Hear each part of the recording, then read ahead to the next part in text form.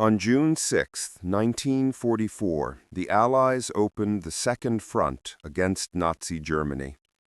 Concentrated against the beaches of Normandy, Operation Overlord landed 20 Army divisions plus support troops on 5 beaches in anticipation of a breakout across France and toward Berlin. American forces landed on the 2 western beaches, Utah and Omaha, while British and Canadian troops landed farther east on beaches designated Gold, Juno, and Sword. Overall command of Allied ground forces was assigned to Field Marshal Bernard Montgomery, while Lieutenant General Omar Bradley commanded the American 12th Army. Although Allied air forces controlled the skies over the 50-mile front, bombing and strafing could not silence the well-entrenched German guns, especially on Omaha Beach, where casualties numbered 2,000 in contrast to 210 on Utah. Farther east, British and Canadian troops met with less resistance and suffered fewer casualties than the Americans. By day's end, close to 150,000 Allied troops and their accompanying vehicles, equipment, munitions, and provisions were unloaded. Within a week, the troop buildup numbered 500,000 men. By June 10th, the separate beachheads had been consolidated into a single front. The Americans were making ground inland and toward the city of Cherbourg on the Cotentin Peninsula. Montgomery's forces, having beaten off panzer counterattacks, pushed toward the city of Caen. By late July, 2 million men and 250,000 vehicles were ashore in Normandy. Despite the infusion of massive amounts of men and materiel, the planned Allied breakout across France bogged down in Normandy, where thickly banked hedgerows or bocages provided the German defenders with excellent anti-tank positions. This slowing of Allied momentum helped the Germans reinforce Normandy with infantry divisions from the Wehrmacht's 1st and 19th Armies.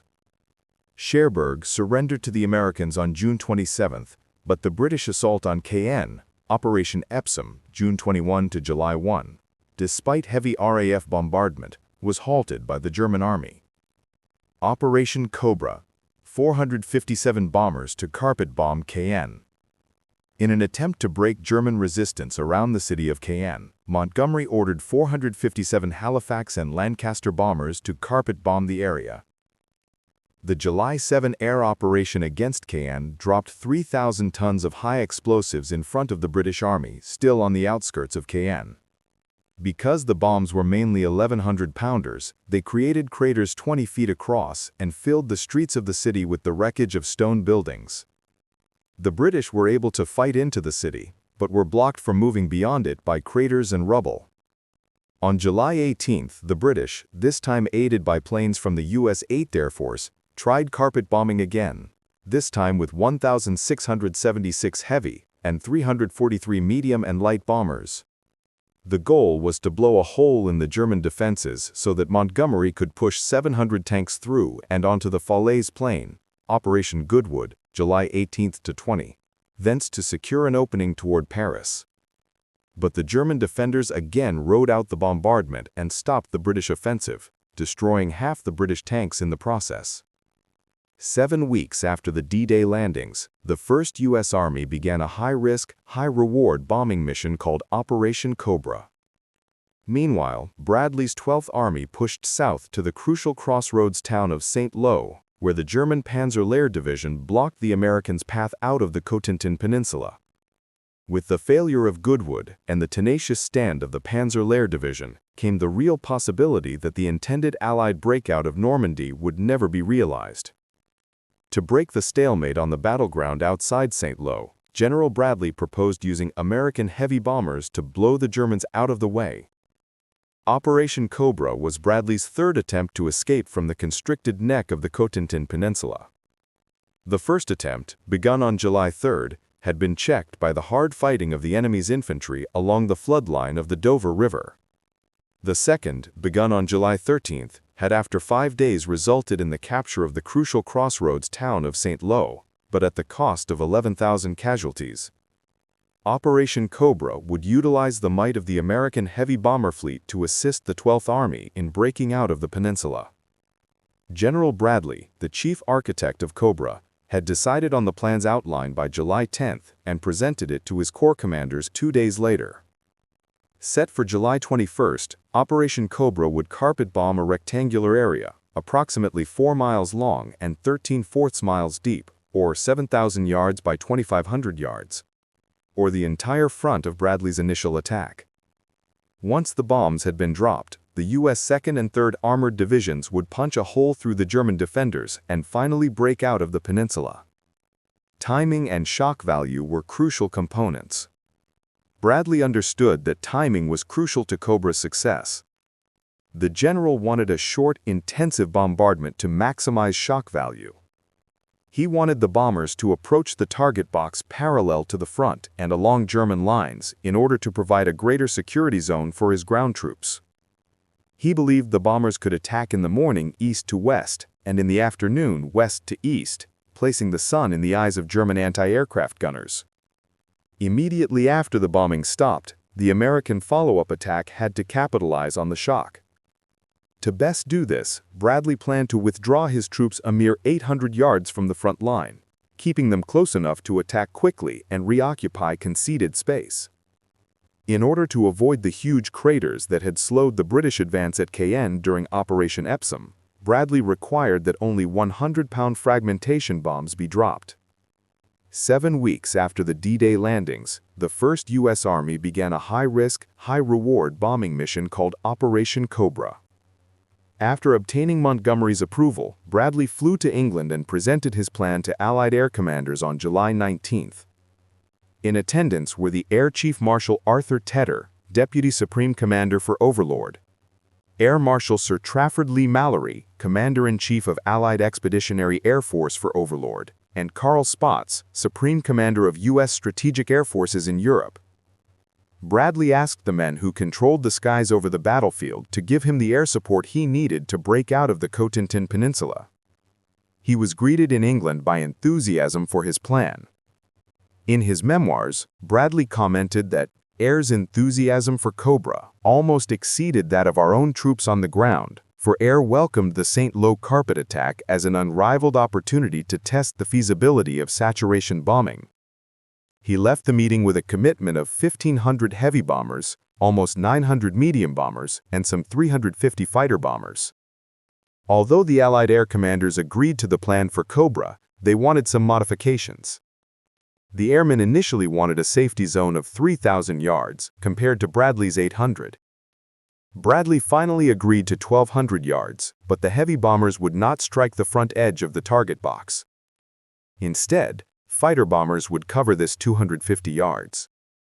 More important, Bradley assumed his desire for the bombers to fly a parallel run along the German front had been accepted by all participants of the meeting. This assumption would prove to be wrong. Bad weather forced the postponement of Operation Cobra from July 21st to the 24th. Although the weather on the morning of the 24th proved dubious as well, Leigh-Mallory ordered 1,586 B-17s and B-24s from the 8th Air Force to support Cobra.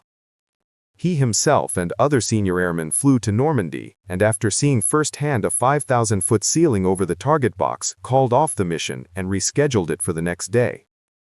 But Leigh-Mallory had waited too long to cancel the mission. With bombers only 7 minutes from target, calling back all of the airplanes would be impossible. In all, 352 heavy bombers loosed their loads over the target box before finally receiving the recall order.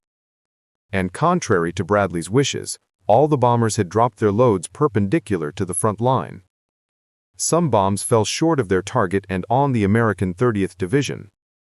Friendly fire killed 25 men and wounded another 131.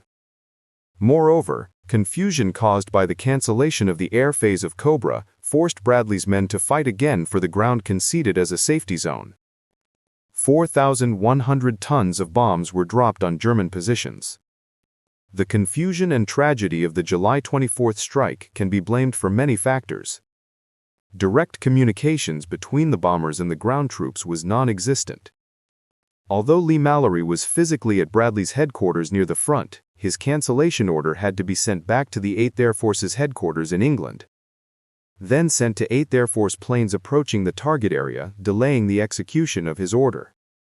Also, Bradley's emphasis on the shock effect of the bombing at the July 19th meeting led 8th Air Force headquarters to instruct their planes to bomb at a right angle to the front, thereby ensuring the greatest number of bombers through the short side of the target box in the least amount of time. The perpendicular strike increased the likelihood of friendly fire casualties, but it also saturated the breakthrough point with bombs in the way Bradley required. Given the choice between a safer, lengthier attack or decreasing the shock value of the carpet bombing, Bradley reluctantly agreed to another perpendicular strike. The air phase of Operation Cobra began at 10 a.m. on the morning of the 25th. Some 1,503 of 1,581 B-17s and B-24s dropped their high-explosive and fragmentation bombs on the Panzerlehr Division. Joining the 8th Air Force's heavies were medium bombers and fighter bombers. Altogether, the air effort dropped over 4,100 tons on German positions, killing over 1,000 German soldiers, wiping out 3 battalion command posts, and destroying or severely damaging most of its armor and armored personnel carriers.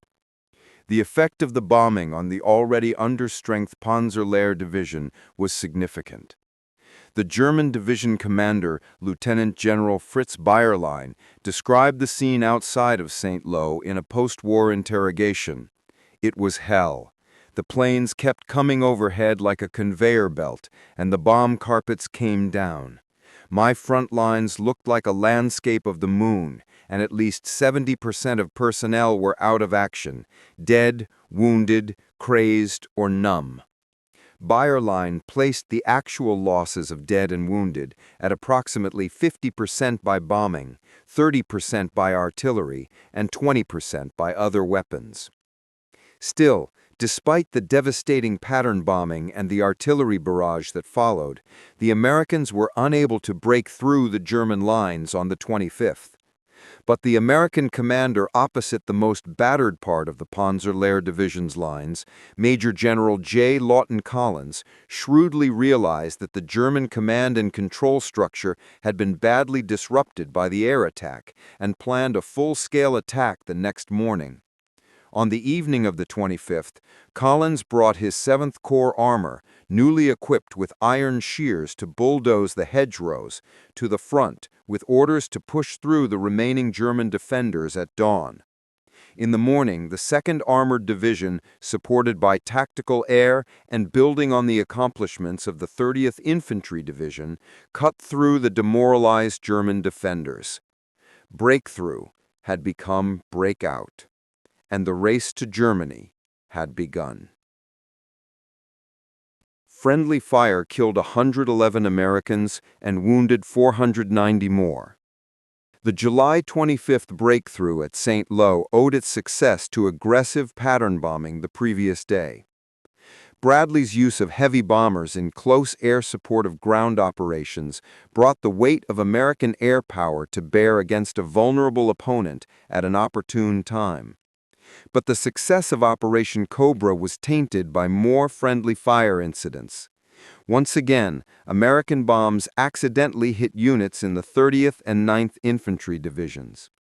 In all, short bombs killed 111 Americans, including Lieutenant General Leslie McNair, who had come to Europe to assume command of the newly forming American 9th Army, and wounded 490 more.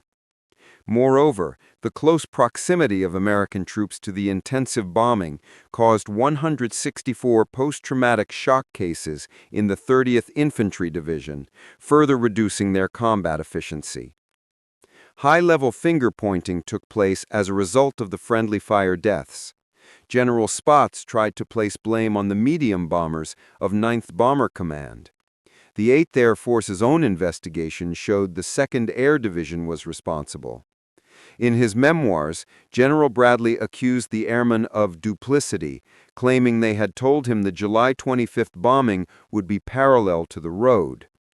But Bradley and other ground commanders' failure to pull their troops back from what was known as a very dangerous front raises their culpability.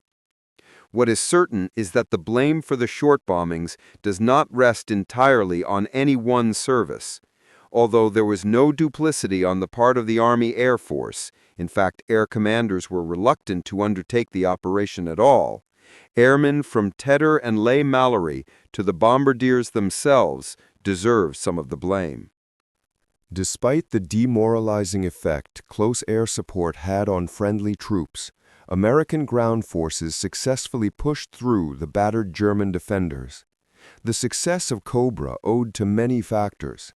Unlike Montgomery's failure in Operation Epsom a month before, Bradley attacked with a much greater force against a critically weaker enemy. The German forces in Normandy had suffered 7 weeks of attrition and were split between defending the strategic crossroads at St. Lo and the defense of Caen.